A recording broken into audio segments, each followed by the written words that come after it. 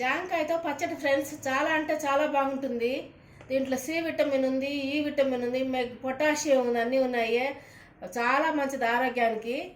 ఈ పచ్చడి చాలా టేస్ట్గా కూడా ఉంటుంది.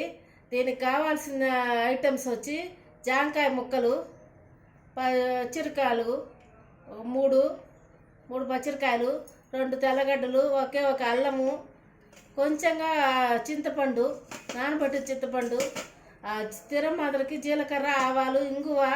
దీంట్లో నేను జిప్పిలేస్తాను, ఇంగువ పొడి వేసుకోవాలి ఫ్రెండ్స్. తినేసనపప్పు ఇవే ఫ్రెండ్స్. ఇవన్నీ మనం ఇప్పుడే వేయించుకోవాల్సిందేం లేదు, గమ్మని మిక్సీ కొట్టుకోవడం ఫ్రెండ్స్. పచ్చిమిరకాయలు, అల్లం, తెల్లగడ్డలు తినేసిన ముందు వేసేసాను ఫ్రెండ్స్.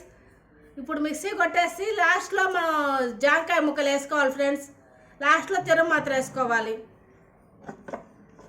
ఇప్పుడు ఒకరోజు చింతపండు వేసి కొట్టుకోవాలి ఫ్రెండ్స్. ఆఖరిన జాంకాయ ముక్కలు వేసి మిక్సీ కొట్టుకోవడమే ఫ్రెండ్స్. కొంచెం నీళ్లు పోసుకోండి, మరి గట్టిగా ఉంది, అప్పుడే బాగా వస్తుంది. మాత్రం వేసేసాను ఫ్రెండ్స్. బాగా వచ్చింది పచ్చడి, చాలా అంటే చాలా బాగా వచ్చింది. నా ఛానల్ పేరు మాంస చిట్కాలు ఫ్రెండ్స్. Please subscribe me.